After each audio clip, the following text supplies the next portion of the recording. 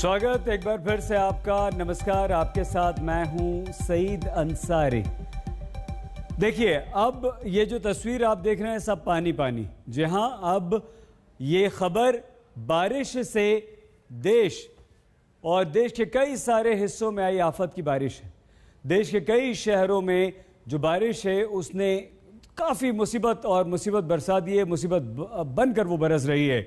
सबसे पहले हम आपको बिहार की राजधानी पटना का हाल दिखाते हैं, जहां सिर्फ 4 घंटे की बारिश में सुशासन डुबकी लगाने लगा है। पटना के वीवीआईपी इलाकों की ऐसी सूरत बदली है कि कोई पहचान ना पाए। डिप्टी सीएम का बंगला तक तलैया बन गया। बाकी पटना का हाल क्या होगा आप बहुत अच्छी तरह से समझ सकते हैं।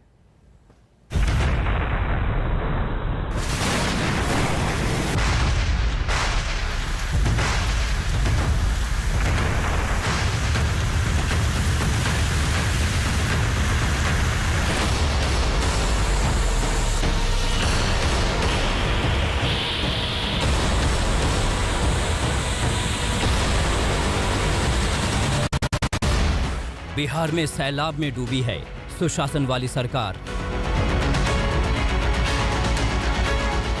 राजधानी पटना में आसमान से ऐसी आफत बरसी कि वीवीआईपी इलाका लबालब हो गया। सड़कों का पता नहीं, बस चारों ओर दरिया ही दरिया है।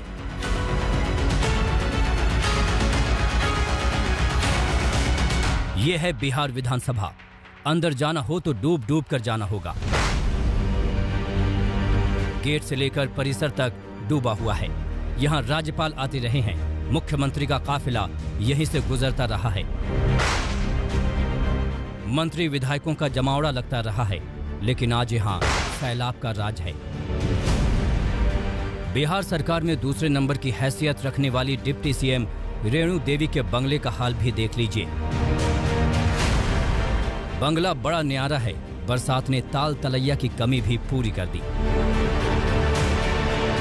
गेट से लेकर कैंपस तक हर तरफ पानी ही पानी है। अगर मैडम से मिलना हो तो नाव किराए पर लेना होगा।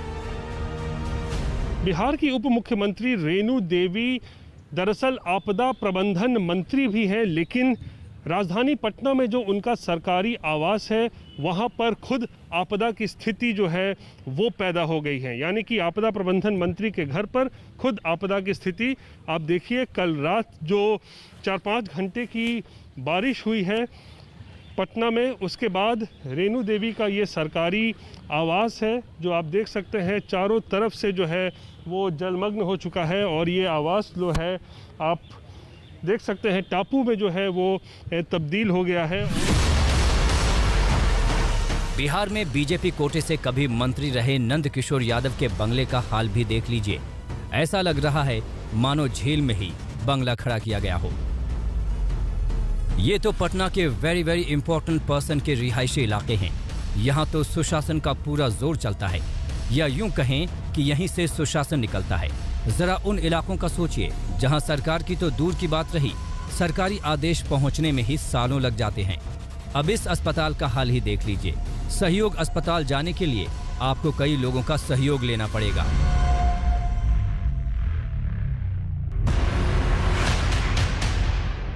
शुक्रवार रात पटना में 4 घंटे मूसलाधार बारिश हुई। रिकॉर्ड 145 मिलीमीटर बरसात हुई। सुबह पटना जगा तो शहर की तस्वीर बदली हुई थी। नदी नाले उफान पर थे, सड़कें डूबी हुई थीं, गलियां लबालब थीं। कई घरों में पानी घुस आया तो कई घर ही आधे डूब गए।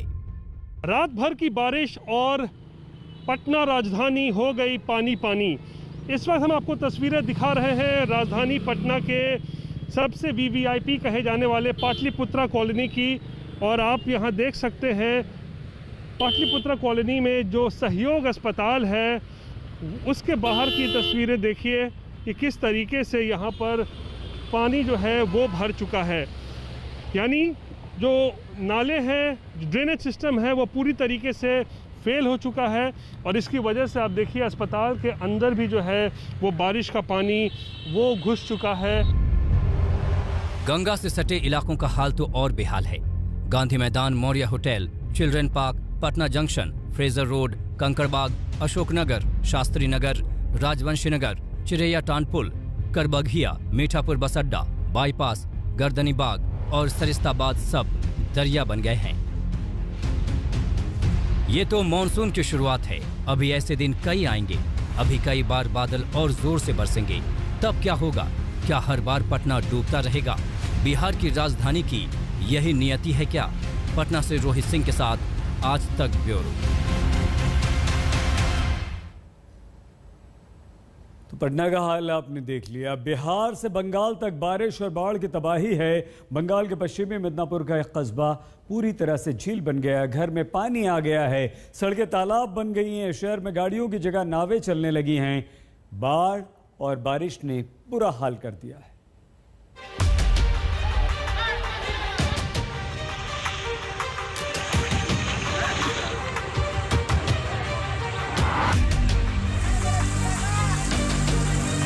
हर तरफ पानी ही पानी। डूबे डूबे घर,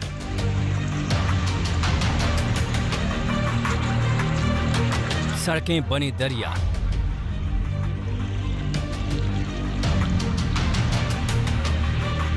सड़कों पर तैरती नाव,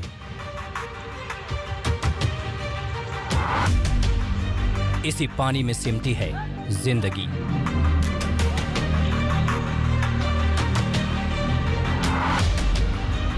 ये तस्वीर बिहार से सटे बंगाल की है। पश्चिमी मिदनापुर में भारी बारिश ने शहर को झील बना दिया। पश्चिमी मिदनापुर का घाटल शहर पानी पानी है। रोजमर्रा के काम के लिए बस नाव का सहारा है। कुछ तो जुगाड़ के नाव पर सवार होकर घरों से बाहर निकल रहे हैं। बाजार भी नाव पर सजा है। घाटल का हाल बुरा है। 3-4 दिनों की बारिश से शहर के घर आधे डूब गए हैं।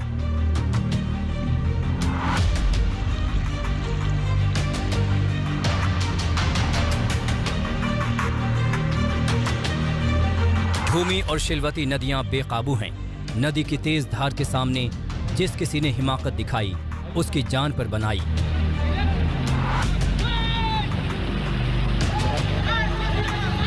कुछ इलाकों से पानी उतरा तो तबाही का मंजर दिखने लगा। घरों का सामान बर्बाद हो गया, सड़कें आधी गायब हो गईं। लोगों को मदद की दरकार है। वो मुख्यमंत्री से गुहार लगा रहे हैं। बंगाल के ही हुगली में बारिश ने जीना मुहाल कर दिया। आराम बाग में तो कई घर डूब गए। घर बार छोड़कर लोग सड़कों पर आ गए। यहाँ द्वारकेश्वर और दामोदर नदी का खौफ है। दोनों नदियाँ काफी तबाही मचा चुकी हैं। हमारा घर में टूटा फूटा घर है, कुछ नहीं करता है। यहाँ पर कमिश्नर कुछ नहीं करता है। हम पानी में नदी में जाल आता है, हमको ऊपर में उड़ जाता है। तो जो हमको सब सामान लेके उठना पड़ रहा है।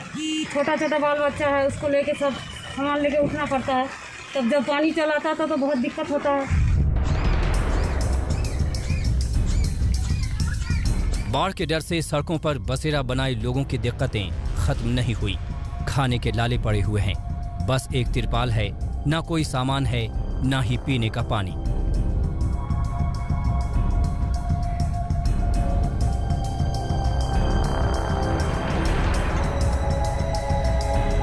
पानी तो बहुत बढ़ गया था। यहाँ पर बहुत गरीब लोग हैं, बहुत बस्ती है, अपना बहुत घर है। यहाँ पर पानी बढ़ जा रहा है। सरकार का तरफ से कोई स्कूल से थोड़ा बहुत खाना दे रहा था, देने के लिए कोई उपाय नहीं कर रहा था यही सरकार। नदी का पानी ऊपर आ गया था, घर पर पानी अंदर घुस गया था, सांप बिच्छू अंदर आ गया था। खाने का पानी नहीं था, खाने का कोई चीज़ भी नहीं था। बच्चे लोग को लेके यह सड़क पर रहते थे। महाराष्ट्र के वाशिम में बारिश की वजह से छोटे नाले भी उफान पर हैं। एक ऐसे ही नाले को पार करते वक्त एक महिला की जान पर बनाई। गनीमत रही कि साथ में मौजूद दूसरे लोगों ने उसे बचा लिया और बड़ा हादसा टल गया। ये वाकया उस वक्त का है जब 15 मजदूर जान जोखिम में डालकर नाले को पार कर रहे थे। पश्चिमी मिदनापुर से शाहजहां अली और हुगली से भोलानाथ साहा के साथ आज तक ब्यूरो। और छोटा सा ब्रेक, आप देखते रहिए आज तक।